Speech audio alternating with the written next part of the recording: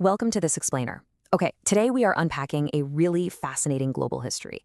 Right now, as we speak, every major world power is locked in this intense, high-stakes race for something that honestly looks completely unremarkable. We're talking about dull, seemingly lifeless rocks. But here's the thing, these rocks literally power the entire modern world. And the lengths that nations are willing to go to control them, well, it's gonna shock you. Okay, let's dive into this. Think about this for a second. What invisible force links the satisfying click of your AirPods case closing, the hyper-advanced radar of an American F-35 stealth fighter jet, and absolute global superpower dominance? It sounds crazy, right? But the answer actually lies in completely ordinary-looking piles of dirt. It's true. The highest-tier military machines and the everyday tech sitting in your pocket right now rely on the exact same earthly materials. So, what exactly are they? We call them rare earth minerals. Scientifically, they're known as lanthanides. Basically, it's a very specific group of 17 chemical elements. You might have heard of a couple, like neodymium or yttrium, but probably not most of them. And the funny thing is, in their natural state, they don't sparkle like gold or diamonds. Not at all. They just look like ordinary dull brown, gray, or reddish rocks. You could literally walk right past a fortune and have no idea. In fact, they are so thoroughly hidden that you have to run intense, specialized chemical testing just to figure out what's actually inside them. Let's move along and see how this builds, because the journey of these minerals is just an incredible story of human ingenuity. It all started way back in 1787, when a Swedish military officer randomly discovered this strange black rock in a mine in Jitterby, Sweden. A few years later, in 1794, a Finnish professor managed to isolate the very first element, yttrium. Now, fast forward to the 1960s, an American scientist figures out the foundation for using these elements in really strong magnets. But the absolute game changer? That hit in the 1980s when Japanese scientist Masato Sagawa invented the ultra-powerful neodymium magnet. By 1984, General Motors took that exact invention and totally revolutionized electric motors. They made them smaller, unbelievably lightweight, and vastly more powerful. And that was the spark that changed our technological trajectory forever. And that brings us right up to today. These elements are quite literally the invisible engine of our era. Think about the push for electric vehicles. To hit the global projection of 1.5 billion EVs, we need between 5 and 10 kilograms of rare earth minerals for every single car. We need them to build those massive wind turbines, where just one turbine can power up to 7,000 homes. They're absolutely essential for our smartphones, our hard drives, and get this, precision medical tech. Elements like lutetium-177 and yttrium-90 are actually used to target cancer cells precisely without damaging the healthy tissue around them. It's literally medical magic, and none of it happens without these 17 elements. But it's not just civilian technology. Picture 417 kilograms in your head. That is exactly how much rare earth material is required to build just one single American F-35 stealth fighter jet. Let that sink in. Without these minerals, you don't have high-performance radar. You don't have advanced missile guidance. You literally don't have modern defense systems. These rocks are the vital ammunition of modern geopolitics. So you're probably wondering, if they are absolutely everywhere in our tech, why on earth do we call them rare? Well, here is the twist. They aren't actually scarce in the Earth's crust. Not at all.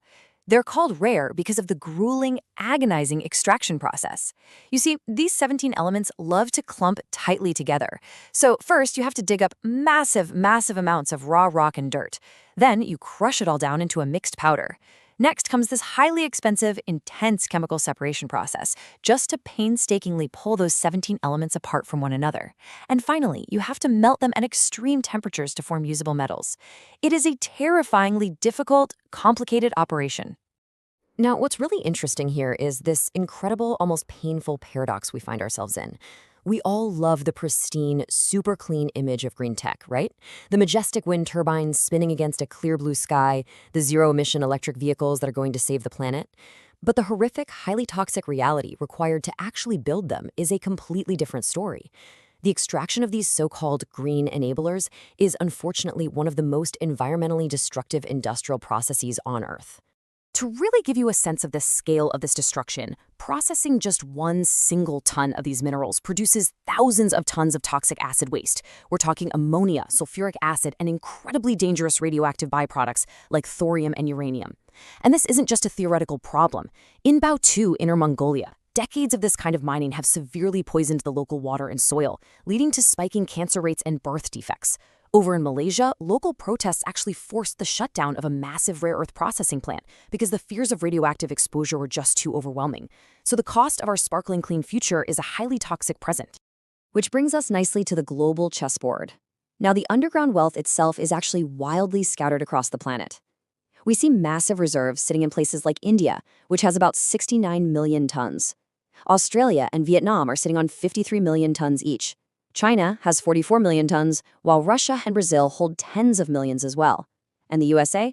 Well, they hold only about 1 million tons. So as you can see, the raw materials are definitely distributed across the globe. So the crucial point is this: having the rocks in the ground is only half the battle. While the raw reserves might be scattered all over the place, China maintains an absolute iron grip global monopoly on the processing.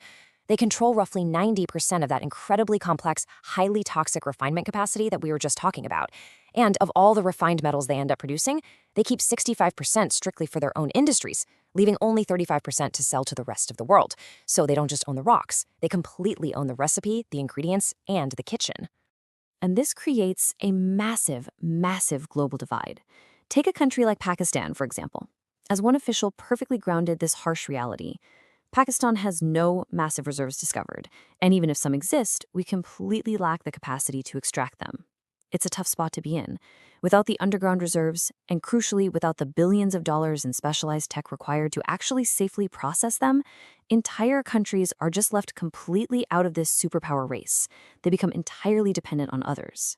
This overwhelming dependency has naturally pushed Western powers into a state of absolute desperation. Everyone wants to break China's monopoly, and that leads to a rather wild question. Would a nation literally try to buy an entire icy country just to mine some rocks? You might actually remember a few years ago when Donald Trump famously proposed that the United States should just purchase Greenland. At the time, a lot of people laughed it off as this bizarre real estate gaffe, but strategically, it wasn't a joke at all. It was a calculated, very desperate bid for critical minerals.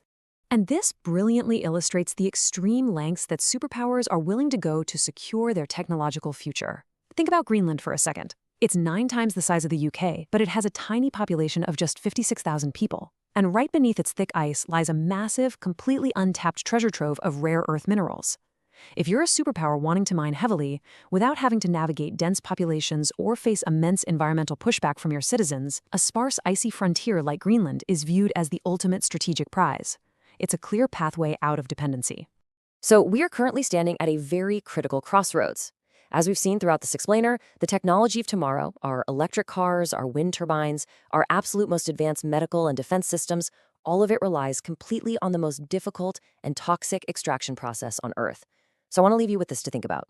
If the terrifying environmental cost of these lifeless stones is the unavoidable price for our clean, high-tech future, who will truly be willing to pay it? And ultimately, who is going to rule the modern world? Thank you so much for joining me, and keep exploring.